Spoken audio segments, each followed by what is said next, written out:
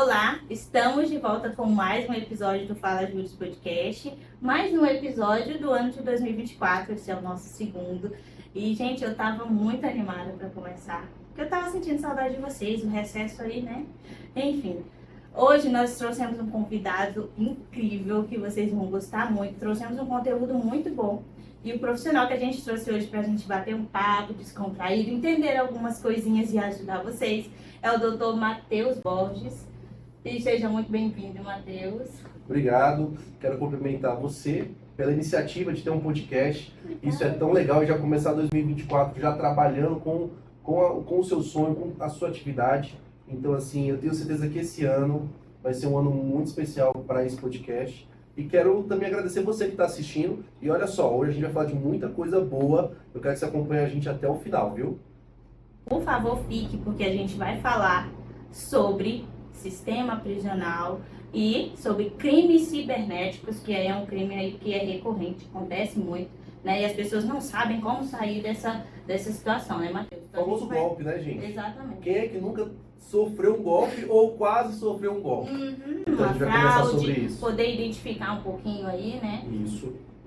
Vamos dar Matheus. várias dicas. Então, Matheus, conta pra gente como foi que você chegou aí na advocacia, como que você se apaixonou pelo direito criminal. Sim. Doutor Matheus, ele trabalha no direito criminal e também no direito bancário, tá? Então, conta pra gente um pouquinho aí. Bom, o que acontece?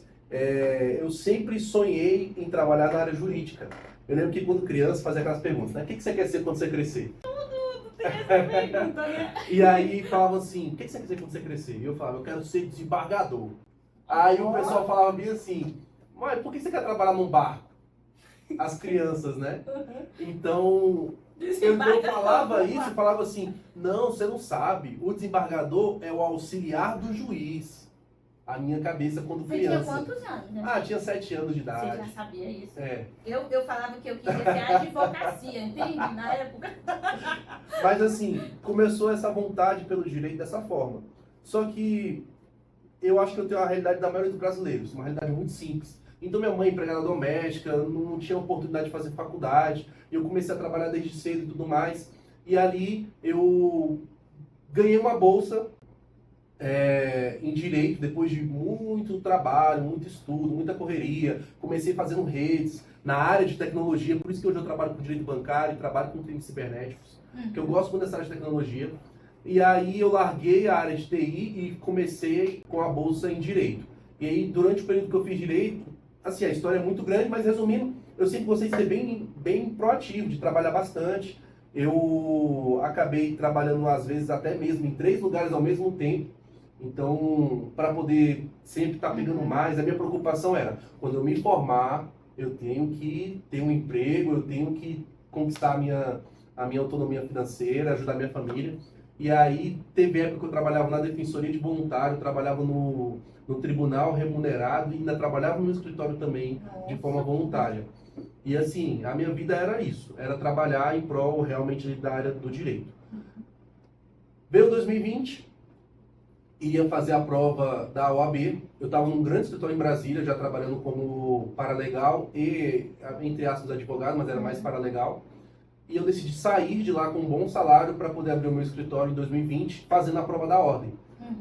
Você fez a prova da ordem agora em 2020? Não, em 2020 eu ia fazer a prova da ordem e estruturei um escritório no qual o advogado assinava as petições e eu era um paralegal para fazer a prova da ordem ali no mês de fevereiro. Então você já tinha bem uma bagagem aí, né? Isso, eu já tinha trabalhado em alguns escritórios grandes aqui em Brasília, eu trabalhei na maior recuperação judicial da América Latina, eu trabalhei em alguns escritórios com grandes demandas, mas eu sempre tive esse interesse em trabalhar de forma autônoma. Eu tenho essa paixão de ter o meu cartãozinho com a minha logo. Você tem seu cartãozinho, você trouxe? Isso, eu trouxe, eu tenho aqui. Eu tenho aqui o cartãozinho que, como eu disse para você antes do podcast começar, eu pensei em cada detalhe, eu fiz a forma, qual seria a arte, tudo. Então, assim, eu tenho essa paixão por ser advogado autônomo. Gente, olha que lindo. Muito bom, Matheus. Parabéns. Então, assim, eu tenho essa paixão pela advocacia autônoma. E decidi abrir o escritório no começo de 2020. A prova da ordem seria ali pelo mês de fevereiro para março. Só que, gente, como vocês sabem, chegou fevereiro, março, e veio a pandemia. Então, essa pandemia quebrou muita gente, muita. né? Então, assim, durante esse período em que houve a pandemia, a prova da OAB foi suspensa por 1 ano e 6 meses. Então, eu não poderia fazer a prova da ordem em 1 ano e 6 meses. E lembra que eu abri um escritório com um advogado que iria poder fazer toda a questão de assinatura e tudo mais? A gente abriu quando iniciou a pandemia, então faliu. Nossa. Então não deu certo. E ali eu comecei a trabalhar de tudo sem imaginar que fosse correto. Então, vou abrir aqui para o seu público, porque poucas pessoas sabem disso. Legalmente, né, Matheus? Mas assim, poucas pessoas sabem disso, mas eu trabalhei de faxineira para amigo meu, que já tinha uma estrutura legal. Então eu ia para casa de amigo para dar faxina mesmo, lavar banheiro, limpar tudo, para ganhar uma diária. Eu vendi marmita, eu vendia tudo que alguém queria que vendesse, eu vendia. Desde que fosse lícito, tá? Então, por exemplo, a patroa da minha mãe tinha uma joia que ela ganhou do banco há 20 anos atrás e ela queria vender. Ela me dava essa joia e eu procurava uma empresa especializada na compra de joias e vendia e ganhava comissão. Eu pegava um conjunto de louça dela e vendia, e aí ganhando comissões. Eu trabalhei durante a pandemia inteira dessa forma. Então, assim, eu fiz essa correria e tudo mais. O último trabalho que eu tive foi vendendo marmita ali no Sudoeste, com os meus irmãos. Então, foi o que eu consegui fazer antes de poder me tornar advogado. E aí, em julho de 2021, eu pude fazer a prova da ordem e em outubro para novembro eu recebi a minha carteira. Então, ali eu começo a minha carreira. E o que eu pensei? Poxa, eu não conheço ninguém que é advogado. Eu não conheço, assim, que é próximo, que pode me colocar no escritório para trabalhar. Eu não tenho network com político. Eu não conheço ninguém que tem grana para me ajudar. Eu vou para a OAB. Porque lá eu consigo fazer network para me indicar um cliente, para eu aprender, para eu pegar a prática. Inclusive, eu te corto bem, porque isso é uma dica para jovens advogados, Sim. né? Que não sabem, não têm experiência, não sabem o que fazer, gente. Rola na OAB. É isso, é muito bom. Por quê? Porque ali você vai ter advogados que podem te dar a oportunidade de crescimento, a oportunidade de indicar clientes. E ali, na minha primeira semana como advogado, eu entrei na OAB. Eu entrei como membro da prerrogativa, porque eu pensei assim, qual é a comissão mais importante, na minha opinião, dentro da OAB? É a prerrogativa, porque é uma comissão permanente. Então, diante disso, eu comecei ali. Eu já tinha trabalhado em escritórios na área civil, na área criminal, na área de consumidor, na área de família. E eu decidi, então, seguir a minha carreira dentro da área criminal para saber se eu ia gostar, para saber se estava dando certo. Mas nesse primeiro momento, você acaba pegando ações de tudo que chega. Porque você precisa pagar as contas e precisa ver o que você vai gostando, o que você vai se encaixando. Comecei como membro de prerrogativas na OAB, fazendo network e tudo mais.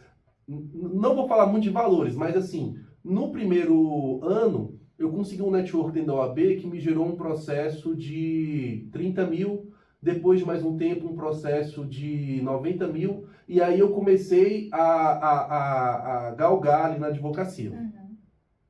Trabalhei de forma autônoma durante quase todo esse período, fazendo network e tudo mais. Na pandemia, eu não podia advogar, mas criei um TikTok, igual eu estava te contando antes da gente começar o podcast. Esse TikTok alcançou 1 milhão de curtidas e visualizações e tudo mais.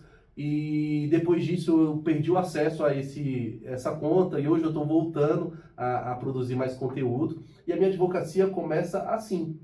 E hoje, eu decidi focar um pouco mais a minha advocacia no direito bancário, porque o direito do consumidor é uma área que eu gosto muito, porque envolve muito a questão de golpe, envolve muito a questão dos crimes cibernéticos. Hoje eu trabalho até em alguns processos de ORCRIM, né, que são organizações criminosas voltadas a golpe, mas eu trabalho voltado também a essa área bancária e ali um pouco misturado com o consumidor. Então a minha advocacia, assim, em poucas palavras, é isso.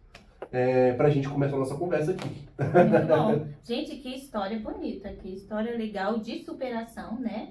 E de crescimento, porque você hoje é presidente da comissão da OAB, comissão de prerrogativa da OAB, né? Isso.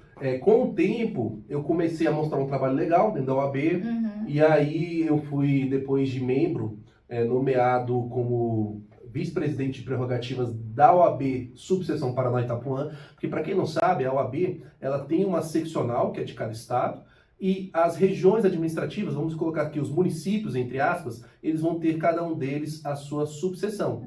Hoje eu atuo como presidente da prerrogativa do Paraná Itapuã.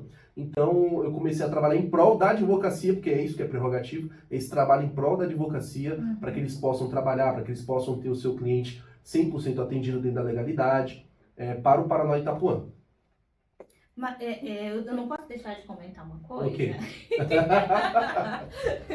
Gente, eu conheci o Matheus em uma palestra, né? Que a gente vive no escritório que eu trabalho, né? Uhum. E aí, quando o Matheus começou a falar, foi uma voz assim impactante, né? Então, todo mundo falou, nossa, que voz de locutor, que voz legal. Aí meu colega, doutor Adriano, não sei se você lembra, Sim. doutor Adriano até comentou, né? Nossa, você tem uma voz legal, você fala muito bem. E vocês podem ver como o doutor Matheus fala muito bem mesmo. Como essa voz de... Você não foi rádio nessa sua trajetória, não? Olha, eu acho que o máximo que eu já fiz foi vender comercial via WhatsApp. Lembra 2020, quando eu fazia um monte de coisa para tentar pagar as contas? Eu acho que eu vendi ali duas propagandas aí via WhatsApp. Essa experiência aí. Que aí pegava aquela coisa assim, né? Olha só, você que tá aqui, você vai comprar, não sei o que, não sei o que. Aí fazia ali um textinho, mandava via WhatsApp e ganhava R$50, R$100. Mas eu gosto muito de rádio. Você inclusive já deu palestra de rádio, né? Isso, ano passado, 2023, eu tive a oportunidade de participar 3 vezes da Rádio Justiça. Então, assim, eu adoro rádio. Eu gosto, assim, daquela possibilidade que hoje a gente, por meio do smartphone, não consegue, que é ouvir e criar na nossa mente a imagem. Então, eu gosto muito disso, né? Eu sou muito consumidor de podcast, então eu gosto bastante de rádio, de vozes. Eu gosto bastante disso. Bom, legal. Isso é bom, né? Que aí eu tive a oportunidade de convidá-lo para o meu podcast. Não é? E eu lhe agradeço por ter aceitado esse convite. Eu agradeço demais esse convite, viu? Então vamos lá, a gente aqui vai falar um pouquinho sobre os crimes cibernéticos, né? Então já começa falando aí quais são as tendências mais preocupantes nesses crimes cibernéticos. Sim. Para você que está nos assistindo, você sabe. Você conhece algum familiar que sofreu um golpe? Alguém que tentaram enganar para conseguir dinheiro? E pessoal, é muito comum isso, né? É muito comum. Por quê? Porque antes, o criminoso, quando ele queria dinheiro, ele ia para a rua e furtava ou roubava. Seja o cidadão, seja uma instituição financeira, seja uma loja. Hoje ele, como diz aquela palavra, no conforto da sua casa, ele monta ali toda a estrutura da sua organização criminosa, da sua quadrilha, para poder aplicar golpes. E o que eu gostaria muito de trazer aqui, doutora, para a gente poder passar para os seus telespectadores? Dados. Eu queria trazer esses dados, não para ficar chato, calma aí, mas para que você possa ver a urgência de como os crimes cibernéticos eles têm mudado a sociedade. Então eu trouxe aqui alguns dados. Por quê? Como nós tivemos uma crescente muito grande voltado realmente aos crimes cibernéticos, você tem uma diminuição dos crimes praticados na rua. Exatamente. Então, olha só, hoje, qual é o crime da moda? É o crime cibernético. É o golpe. É o stalker. Do Pix, do Instagram. É o 0800. Da compra da OLX. É a Claro. Que ligam para você falando que é da Claro, mas não é da Claro. Hoje, os crimes são praticados no Instagram, no TikTok. Então, assim, você tem hoje o crime da moda, que são os crimes cibernéticos. Sites de compras online também. Sites de compra online. A gente sabe muito o que aconteceu na última Black Friday. A quantidade de reclamação por conta de fraude.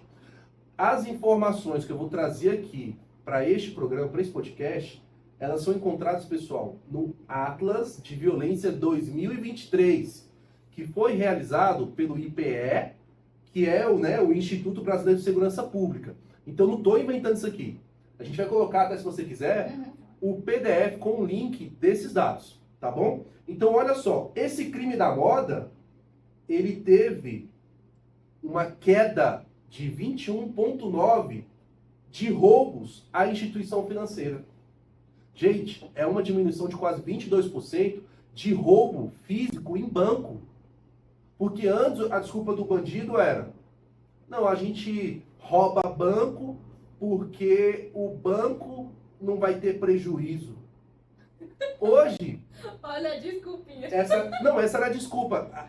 A gente rouba, é que eles falam assim, né? A gente rouba banco porque ele não faz mal para ninguém, é só para eles já são milionários. Só que, gente, nesse índice mostra que quase 22% dos crimes de roubo nas instituições financeiras, no Itaú, na Caixa Econômica, no Banco do Brasil, diminuíram 22%. Por quê? Ó, a quantidade de roubo em estabelecimento comercial, na padaria, no mercadinho, diminuiu 15,6%. Fora ali, 4% em carga e 13% em residência. Então, o roubo no Brasil inteiro tem caído. Mas não é porque a segurança está mais, né? É porque o bandido está especializado, né? É porque agora o bandido, ao invés de roubar a instituição, ele liga para você, se passando por seu filho, via mensagem WhatsApp, pedindo um Pix, porque você está passando uma dificuldade que a gasolina acabou no meio do nada. Nossa. Hoje, é aquela ligação insuportável que a gente fica recebendo do 0800, de que alguém fez uma compra de 1.743 no seu cartão Nubank e que se você não for essa pessoa, ligue para o 0800 3344. Porque hoje a criminalidade de roubo às instituições, à casa, à carga e tudo mais diminuiu, mas diminuiu porque está sendo aplicado um golpe. Então esses dados, gente, eles assustam. Ó, só para você ter uma ideia, nós tivemos 1.819.409 registros de ocorrência por estelionato. Ou seja, gente, é um crescimento desde 2018 de 326%. Então, olha só, recapitulando aqui com vocês. A gente tem um nível de 328%, 26% de crescimento de registros de ocorrência policial sobre os crimes voltados ao crime cibernético, estelionato e tudo mais, de 2018 para cá. É absurdo. Nossa, não é 100%, não é 200%, é mais de 300%. Então, assim, o crime de estelionato, os crimes cibernéticos, eles têm uma crescente muito grande ultimamente. Sim. E quais são, assim, as dicas que você dá para essas pessoas, né? Porque a gente precisa, todas essas pessoas precisam ter noção do que ele pode fazer, o que ele deve prestar atenção para que ele não caia nesses golpes, né? E aí a gente sabe que tem golpe do Pix, né? Como você falou, tem o golpe da compra online, que troca lá uma letrinha, né? No nome do site, né? De compra, tem golpe pelo Instagram. Tem inúmeros golpes online aí, meio que infinito, porque parece que eles estão inovando a maneira de aplicar golpes. Né? Qual que é a dica que você dá pro pessoal aí para tentar evitar isso? Essa dica que eu vou dar para você, ela tem só uma palavra. Calma. Na hora de... Calma. Porque, gente, nós adoramos comprar. Sim, eu particularmente gosto. A Shein, eu acho que a Shein vai fazer uma estátua para mim. Porque o que eu adoro de Shein é brincadeira. Não, eu adoro a Shein. Então, assim, eu adoro a Shein. Todo dia chegando Shein na minha casa. Ó, lá em casa o que tem de sacolinha da Shein é brincadeira. Então, assim, gente... Sua esposa também me compra. Então, assim, calma. A dica principal é calma. Por que calma? Vou dar um exemplo. Você quer comprar um pneu pro seu carro. Aí você vai comprar no Carrefour, que ali eles muitas vezes vai ter uma possibilidade de parcelar em mais vezes, sem juros. É um preço acessível. Você vai comprar no Carrefour. Só que, gente, você vai comprar no Carrefour, o que eu te indico? Não compra no site, porque o site hoje, aquela pessoa que vive do crime, ele cria um site do Carrefour perfeito, que vai ter a promoção com R$100 de desconto naquele pneu, que vai estar perfeito, e que você vai acabar fazendo a transferência para o golpista, e não para o Carrefour, e não vai receber o produto. O que eu te dou a dica? Compra no aplicativo. Porque o aplicativo do Carrefour, tanto para Android quanto para o iPhone, ele vai ter uma segurança muito maior para que você possa comprar pela internet. Então, calma, pesquisa bem. Uma dica importante dentro dessa calma, poxa, se você não entende desse meio, esse meio tecnológico, de comprar, de fazer Pix, de fazer transferência, chama alguém, porque todo mundo conhece alguém que entende mais do que a gente. Então, se você é idoso, porque aqui me dói muito, doutora, as pessoas idosas. Porque elas são, assim, o principal alvo dos golpistas. É verdade. Então, se você é idoso, se você tem alguma dificuldade, Pede pro seu netinho, pede pro seu filho, para ele te dar um suporte, para ver, esse site aqui, ele é confiável? Outra, gente, além de ter a opção de baixar pelo aplicativo dessas grandes empresas, utiliza também o consumidor.gov para você pesquisar se tem reclamações sobre essa empresa. Checar o CNPJ. Checar o CNPJ. Hoje, muita gente faz Pix de compra no Instagram para pessoa física. Cuidado! Você está comprando, às vezes, uma roupa, um objeto no Facebook de vendas. Você está fazendo transferência bancária para uma pessoa física que, às vezes, pode não existir. Ah, Matheus, mas será que isso é comum mesmo? É comum, gente. Eu mesmo já sofri um golpe e eu tenho vergonha de contar. Mas eu vou contar aqui pra vocês. Conta. Eu vou me abster disso, né? Porque Vocês lembram 2020? Vocês lembram 2020 que eu tava passando com muita dificuldade e tudo mais? Eu juntei um dinheirinho e queria comprar, porque queria comprar um iPhone. Não, porque eu quero comprar um iPhone, porque o iPhone é melhor para gravar vídeo, não sei o que e tudo mais. Essa era a minha ideia, comprar um iPhone para gravar vídeo de conteúdo jurídico. Nossa, Matheus, o golpe foi o iPhone. Foi. E aí o que acontece, gente? Eu pesquisei. Isso dói. Pesquisei na OLX, pesquisei. A média de preço do iPhone que eu queria na época, que era o iPhone 11 normal, ele estava em torno de R$3.000 a 3.300. Era a média que estava ali. E aí eu pesquisei muito e tudo mais, e acabou que uma pessoa me atendeu super bem, super simpático. Falou, não, olha só, a minha mulher ganhou da empresa num sorteio agora de final de ano, o iPhone usou 3 meses, o filho usou 3 meses, não quer mais. Então a gente está vendendo. Eu falei, mas você está pedindo quanto? Ele, ó, estou pedindo 3.100. Eu falei, opa, tá no valor médio dos produtos usados que eu quero, que era esse iPhone 11. Fui lá e, ó, marquei um encontro para poder ver o iPhone e também fazer a transferência bancária. Só que nisso, gente, eu pensando, né? Não, eu sou entendido das coisas, eu vou fazer as perguntas mais perfeitas. Aí eu perguntei, o celular tá onde? Ah, tá aí, então manda foto. Aí o cara me mandava foto. Me manda a nota fiscal lá que recebeu da empresa, me mandou. Aí eu falava assim, tá, agora grava um vídeo do iPhone aí com você. Ó, o que acontece? Eu sou caminhoneiro, eu tô em Goiânia, mas vou pedir pro meu enteado te mandar. E pode ter certeza, tá tudo certinho. Aí ele mandava um vídeo, não encaminhado, ele botava o vídeo do cara mostrando, o enteado. E aí no vídeo eu percebia para ver se era a casa dos outros vídeos, das outras fotos. Aí eu vi a mãe e tudo bonitinho. Fui lá, marquei na Ceilândia para pegar o iPhone. Já vai com, né? Chamei um amigo meu e tudo mais. Fomos lá, porque em que pese eu sou do Itapuã, eu sei como é que as coisas funcionam. Então eu fui lá, encontrei o cara, opa, tudo bom, não sei o que, super simpático. Aí ele, mãe, não sei o que, eu falei, opa, mãe. O nome da mãe era o mesmo que o cara tinha me falado. Aí eu não vi ele lá, né, não vi pai de ninguém, falei assim, pô, bateu tudo. Olhei comprovante, recibo, tudo, olhei a bateria do iPhone, pô, tudo certinho. Garantia da Apple, tudo. Fiz a transferência de R$3.100. Para quem? Para o nome da Maria, a mãe. E, gente, pasmem. Quando eu mandei o Pix para Maria, que era a mãe, que era quem era a dona, quem ganhou de presente da empresa, que tudo estava certinho na história, eu fui surpreendido com ele. Não, o dinheiro não caiu, não. Não, mas eu mandei para sua mãe. Não, mas essa daí não é Maria, minha mãe, não. E aí eu percebi que havia caído num golpe. Qual foi o golpe? O pai chegou. O pai desse rapaz. Eu falei, esse aqui que é seu pai? Esse aqui que não é seu pai, não? Não, esse aqui que é meu pai.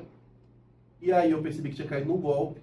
E por menores, para acabar a história, porque teve outras coisas que aconteceu, eu fui uma delegacia na Ceilândia registrar. E, gente, o número que me passou todas essas informações que eu solicitei, quase fez videochamada comigo com o iPhone, aquele número de telefone já haviam sido feitas 18 ocorrências só naquele dia.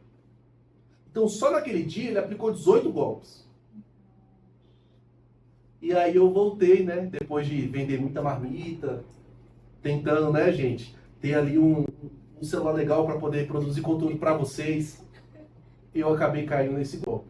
Depois eu descobri que ele era uma pessoa que estava presa lá em São Paulo e que fazia tudo isso por conta da falta de prestação do sistema carcerário. E lembra que eu falei que são 18 vezes que aconteceu só com aquele número de telefone? O número de dados que nós temos hoje, atual, é que nós temos 208 golpes por hora em 2022. Então, por hora no Brasil, nós temos 208 golpes. E essa é a minha história de golpe. Depois Deus me abençoou muito, hoje eu tenho um celular muito bom. Que bom, doutor Matheus, isso é muito bom. Depois dessa situação, 3.500 no... É doído. Eu fiquei aqui com uma dorzinha. Pois é. É desse jeito. Olha, mas também tem uma história com o meu cunhado, né, namorado da minha irmã. Ele me contou uma história recentemente, a gente conversando sobre isso, né? Ele me contou que ele estava fazendo uma compra num site de tênis e o valor estava muito barato, né? Ali 3 tênis, 100 e poucos reais, né? Ele foi lá, olhou tal, e aí foi fazendo a compra, todo o procedimento. Geralmente, quando a gente faz compra em site, né, em loja, em site, assim, a gente faz a compra tudo dentro do site, o pagamento, todo o processo, né, de compra. Né? E aí ele fazendo, verificou, foi no final do pagamento, quando ele clicou, direcionou para um número de WhatsApp. Né? Aí quando ele viu assim, não, isso aqui tá estranho, número de WhatsApp, aí ele foi dando corda para a pessoa, né? Respondendo e tal, não, tá tudo certinho, você faz o pagamento por aqui. Aí mandou o Pix para ele fazer o pagamento. Aí ele, você acha que eu sou trouxa?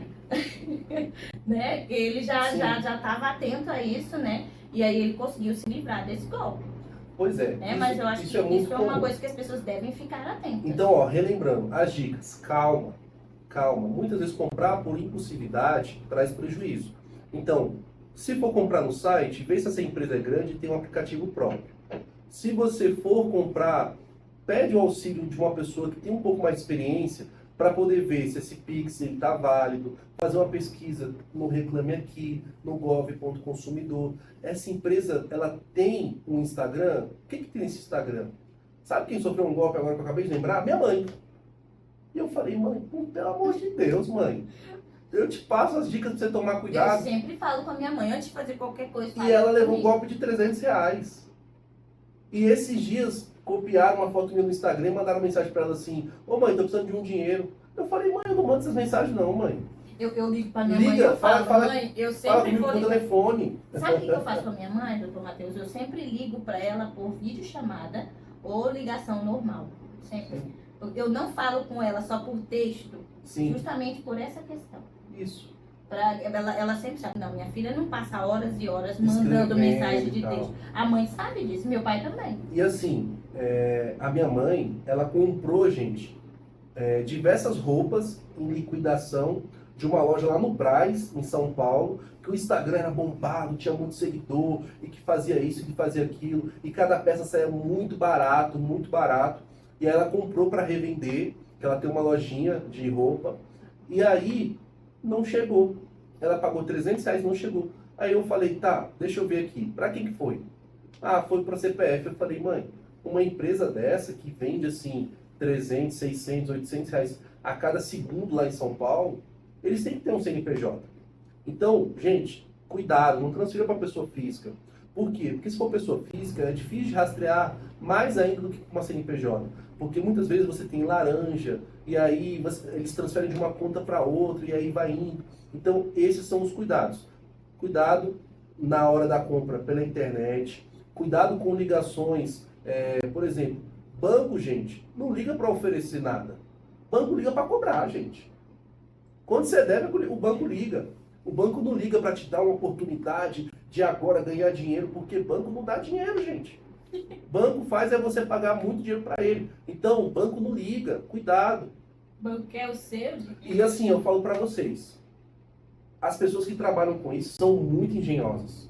Não, isso é verdade. Sabe por quê, gente? Porque a gente tá falando de golpe de R$300. Mas isso movimenta bilhão por ano de golpe.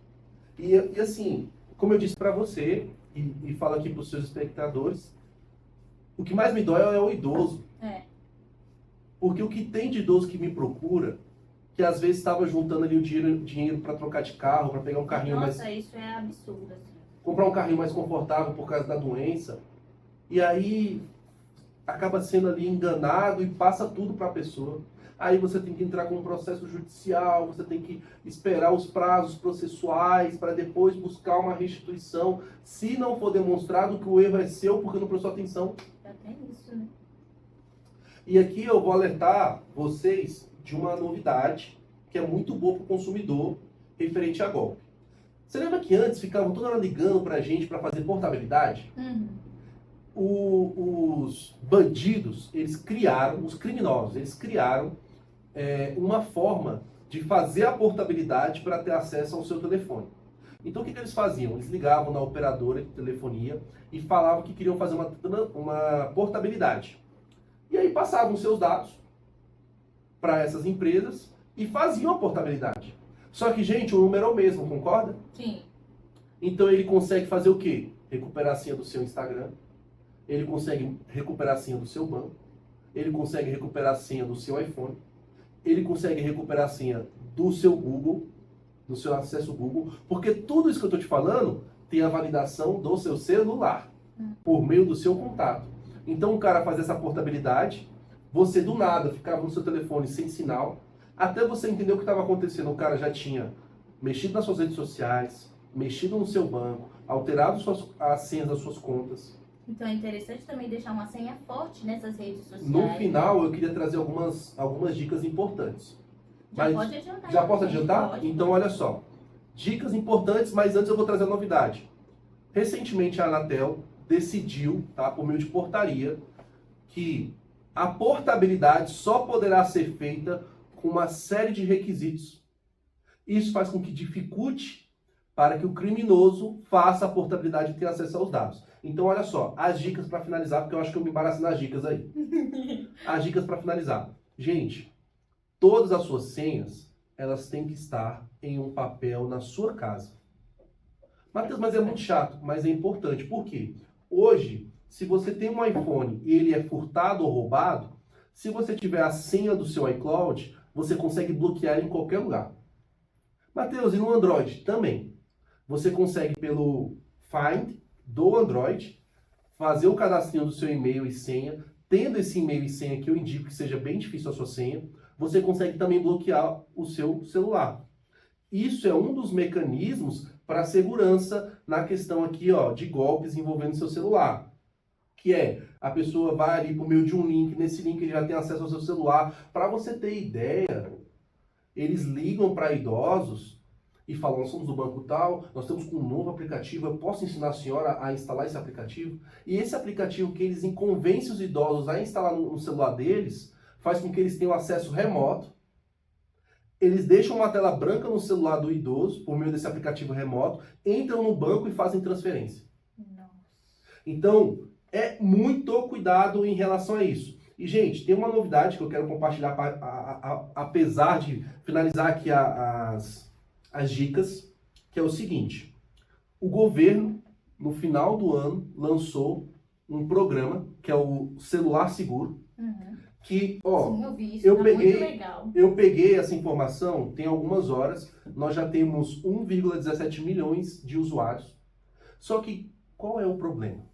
O celular seguro é como se, até na fala de algumas pessoas, o celular virasse um peso de papel depois que você acionasse esse programa do celular seguro. Você pega todas as informações do seu celular e passa para um outro celular ou de uma terceira pessoa de confiança, sua esposa, sua mãe, e aí depois que o celular é furtado ou roubado, você consegue bloquear essas informações. Mas, gente, para mim, que trabalho com isso, eu vou falar a realidade para vocês. Isso é um serviço para tentar parar. Mas nós sabemos muito bem que quando a pessoa furta o seu celular, já bota no modo avião. Isso é verdade. Então, você tem que ter acesso às suas senhas para conseguir alterar tudo isso. O programa é bom, mas precisa de muita mudança. Vou dar um exemplo. Alguns dos serviços que eles vão fazer as alterações de senhas demoram 24 horas. Nossa, E em 24 horas, o que o bandido já fez com você? muita coisa. Então, assim, vou dar uma opinião pessoal minha. O programa é interessante, é importante, mas nós precisamos mudar a legislação sobre o furto, sobre as situações de sequestro, sobre as situações de roubo, porque aí sim nós vamos ter uma mudança social. Lançar um programa para tentar defender o consumidor 24 horas depois é bom, mas não é muitas vezes tão eficaz quanto trazer uma penalidade maior para quem comete esse crime. Muito boa reflexão, viu, Matheus? Nossa, doutor Matheus, e você também posta muito sobre isso, responde muitos questionamentos na sua rede social, orienta muitas pessoas, né? No seu Instagram. Sim. Inclusive, a gente vai deixar aqui o Obrigado. Instagram na descrição aí pro pessoal, porque tem muita informação legal, né? Você Obrigado. pode tirar sua dúvida, né? E aí você tá trabalhando aí bastante nessa rede social, orientando muitas pessoas. Sim, eu acredito que a gente que vem de baixo, a gente não quer só ter dinheiro para conquistar os nossos sonhos. A gente quer trazer uma resposta para todo mundo que tem a mesma realidade que a gente tinha. Então, assim, para mim é um prazer estar aqui com vocês, trazendo essas informações. No meu Instagram eu gosto de trazer essas informações, no meu TikTok, no Facebook, no WhatsApp, eu gosto de trazer informação, porque essa informação que a gente está trazendo para você, muitas vezes vai salvar uma oportunidade que você vai ter na sua vida. Então hoje, se alguém te liga falando que vai instalar um aplicativo do banco no seu celular, você já sabe que pode ser um aplicativo malicioso. Você não vai mais fazer compra só em site, vai procurar mais o aplicativo. Esses cuidados são importantes e para mim é um prazer passar aqui para a sua audiência. Muito bom. Doutor Matheus, você falou aí que na sua experiência de golpe trágica, né? Quem estava aplicando o golpe estava na prisão. Sim. Né? E aí a gente já muda aqui para falar um pouco sobre o sistema prisional. Uhum. E aí você, como atua no direito criminal, fala pra gente como é que tá, qual que é a sua opinião sobre o sistema criminal, sobre a situação do sistema prisional. Sim, gente, eu sei que muitos de vocês que estão nos assistindo, eu sei que a grande maioria pode ser de advogado, mas muita gente que não é advogado também assiste aqui o podcast. Tem aquela ideia de que tem que estar preso mesmo, tem que prender mesmo. Aí a gente já vai para uma outra vertente, né, Matheus? Tem que prender mesmo. Só que assim, prender aonde? Essa é a pergunta que eu te faço. Prender aonde? Muito bom, muito bom. Nós tivemos aquela situação que aconteceu no nosso país no dia 8 do ano passado. Nós tivemos, por exemplo, na colmeia, uma superlotação, gente, em que você tinha mais de 200 mulheres para dividir 2 banheiros. Então, assim, errou, tem que pagar? Tem. Errou, foi condenado, vai ser preso? Vai. Foi preso em flagrante, vai ser preso preventivamente? Sim. Mas a gente precisa de uma estrutura. E aí, eu vou trazer aqui novamente dados. Por quê? Porque para falar de sistema penitenciário, é importante trazer dados. Vocês sabiam, gente, que 68,2% das pessoas presas são negras? Vocês sabiam que a maior parte das pessoas que são vítimas de crime, de homicídio, são negras? Será que essa é uma discussão que o Poder Legislativo tem que ter sobre o sistema prisional? Isso é uma boa reflexão. Porque, gente, eu não estou falando de 50%. Eu estou falando de quase 70% de pessoas no sistema carcerário serem negras. E aí eu falo o seguinte, nós temos aqui um raio-x do sistema prisional. 832.295 são as pessoas encarceradas no Brasil. Quase 900 mil pessoas. E nós temos uma falta de 230.578 vagas. Então, peraí, nós temos 800 e poucas mil pessoas presas e nós temos um déficit de mais de 200 mil. Ou seja, nós estamos prendendo, mas não temos espaço. Que é triste, né? O que vale a reflexão, porque quando nós falamos, pessoal, sobre sistema carcerário, a gente vê que a maior parte, mais de 60% dessas pessoas são de 18 a 34 anos, são pessoas jovens. E nós sabemos que pessoas jovens são influenciadas. Nós sabemos que pessoas jovens são mente fraca, nós sabemos que jovens têm dificuldade de entrar no mercado de trabalho, nós sabemos que jovens fazem muita merda. Então, o que é melhor? A gente trazer educação, a gente trazer um sistema prisional que vai mudar a cabeça daquelas pessoas, ou entupir cada vez mais os presídios de pessoas negras e pessoas jovens.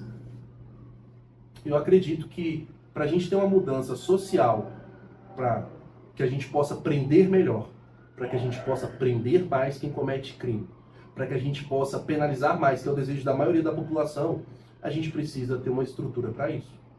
Se nós temos mais de 800 mil pessoas presas e mais de 200 é o déficit, tem alguma coisa errada. Então a gente precisa refletir sobre isso.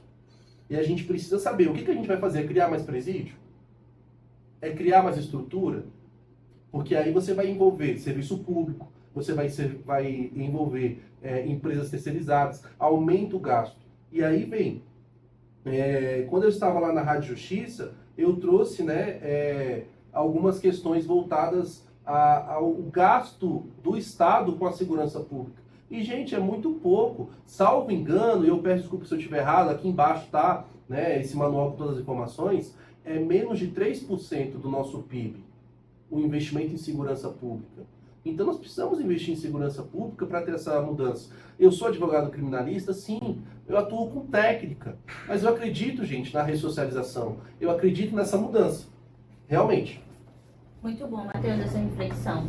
Isso é um ponto que a gente precisa pensar, que a gente precisa refletir, né? E foi muito esclarecedor, de verdade. E a gente vai ficando por aqui, mas, Matheus, de verdade, a gente precisa passar muitas e muitas horas conversando, porque você tem muita bagagem, muito conhecimento e muita coisa legal que pode compartilhar com os telespectadores do nosso programa Fala Juntos Podcast. A gente pode continuar essa conversa também no Instagram. Quem quiser mais informações, pode entrar lá, entrar em contato com o Dr. Matheus nas redes sociais, né, Dr. Matheus? Sim, podem entrar lá, será um prazer atendo todo mundo que mandar mensagem lá, para a gente se ajudar, para a gente ter mais conhecimento e poder também transmitir o bem. Muito bom. Dr. Matheus, parabéns pelo seu trabalho, tá? Eu lhe acompanho nas redes sociais e lhe dou um parabéns mesmo. Você está muito bem. Eu agradeço demais a vocês aqui do Fala Júris Podcast. Agradeço a doutora Nélgora. Eu tenho muita dificuldade de lembrar o nome, mas assim, eu botei maiúsculo nos meus contatos para eu poder ver e sempre lembrar. Mas é difícil mesmo, sim. Um pouquinho. Eu queria até perguntar se ela tinha um apelido, doutora Nel, alguma coisa assim. Os meus colegas de trabalho me chamam de Nel. Eu agora vou chamar de Nel, não quero saber. Fica à vontade. Então, assim, eu parabenizo demais a sua iniciativa de ter o seu podcast com a sua equipe aqui. Eu acredito que aqui você está buscando o seu crescimento, mas está trazendo também o crescimento de muita gente. Porque aquela pessoa que assiste e assim, tem uma informação legal sobre direito médico, sobre uma atividade física super importante que é a luta, sobre várias questões que você traz aqui no seu podcast, você está fazendo a sociedade crescer. Isso é um diferencial e eu parabenizo você e também a cada um dos seus telespectadores que estão aqui conosco até o momento. Muito obrigado. Muito obrigada. Eu é que agradeço por ter aceitado esse convite, por estar aqui conosco e ter compartilhado esse conteúdo muito legal que eu sei que vai ajudar muita gente. Muito obrigado. Fica à vontade, esse espaço aqui a gente pode vir conversar sobre outros assuntos, dar novas dicas para outras pessoas, sempre que você quiser, tá bom? Eu já vou então fazer meu próximo convite. Vamos falar sobre violência doméstica. Pronto, fechado. Nosso próximo convite então, que eu já estou me convidando, peço desculpa, fica à vontade. Não, é sobre violência doméstica. Tem muita coisa legal, gente, para falar sobre esse tema. Então a gente já está marcado, hein? A gente vai falar sobre violência doméstica no próximo episódio. Obrigado. Certo? Então, curta, comenta, compartilha e, claro, não se esqueça de se inscrever no nosso canal para não perder nenhum episódio. Esse é o nosso Fala Júris Podcast e a gente fica por aqui. Até mais. Valeu!